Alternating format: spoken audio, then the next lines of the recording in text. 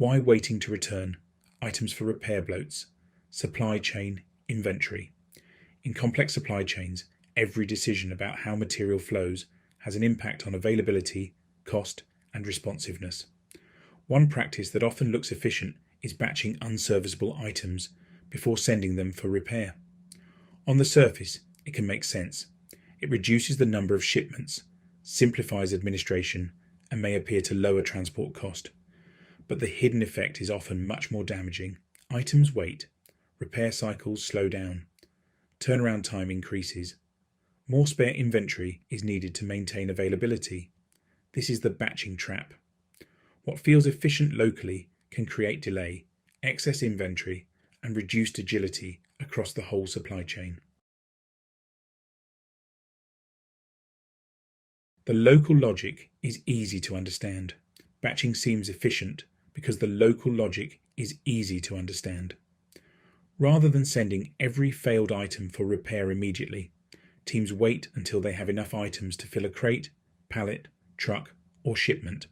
That appears to reduce transport cost per unit. It also simplifies administration because teams handle groups of items rather than individual returns.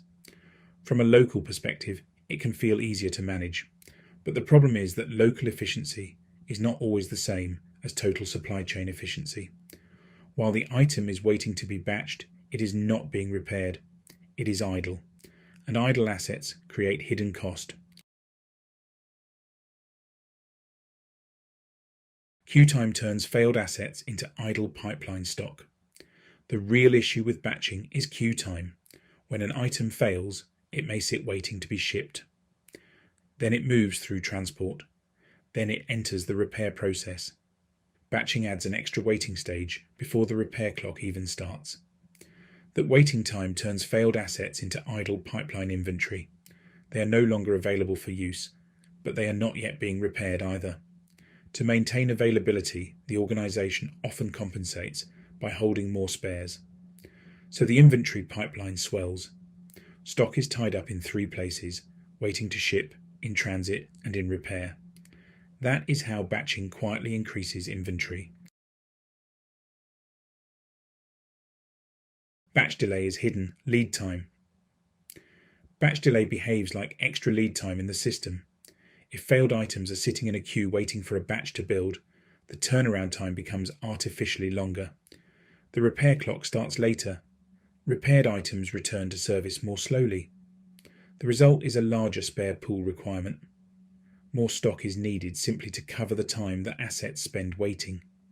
This also ties up capital in idle components and reduces asset utilization. In other words, batching does not remove cost. It often moves the cost from transport into inventory, delay, and reduced availability. That is why turnaround time should be treated as a system-level performance measure, not just a repair metric. Military aviation repair loops. A common defence example can be seen in military aviation repair loops. An unserviceable avionics unit may be removed from an aircraft and then held locally until there are enough failed units to justify a shipment to the repair facility or OEM.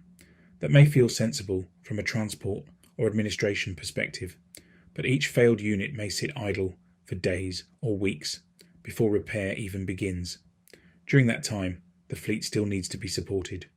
That means a larger pool of spares is needed to maintain aircraft availability. A better approach is often to use scheduled backhaul flights, regular transport runs, or piece-by-piece returns. The aim is to keep failed assets moving through the repair loop as quickly as possible.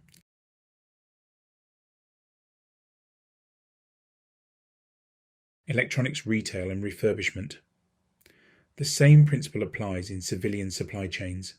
In electronics retail, returned smartphones, laptops, or other high-value items may be held until enough stock has built up to justify shipment to a refurbishment centre. Again, that can appear efficient.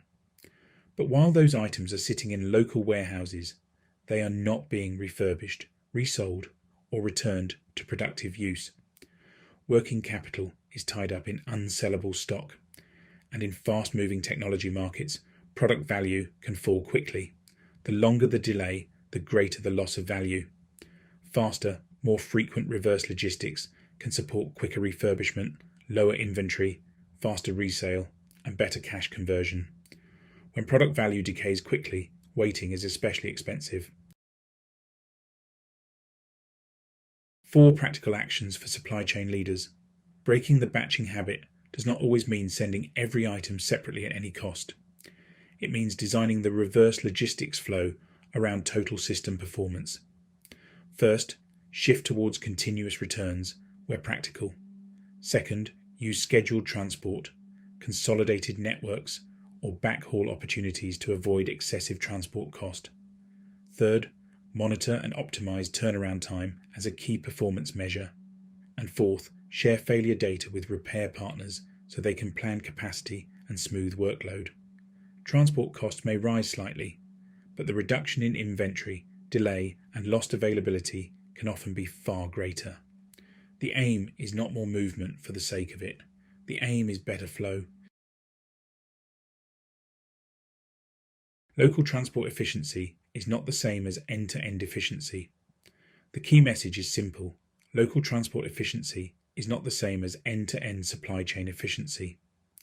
Batching repairs may look sensible because it reduces visible activity, but it can create avoidable delay, inflate spare inventory, and lock up capital in idle assets. Continuous return practices can improve turnaround time, asset utilization, and availability. Reverse logistics should therefore be judged on total system performance, not just shipment cost. In supply chains, flow matters. The faster failed items move through the repair loop, the less inventory the system needs to hold. Flow-based repair loops cut inventory, improve responsiveness, and free up capital.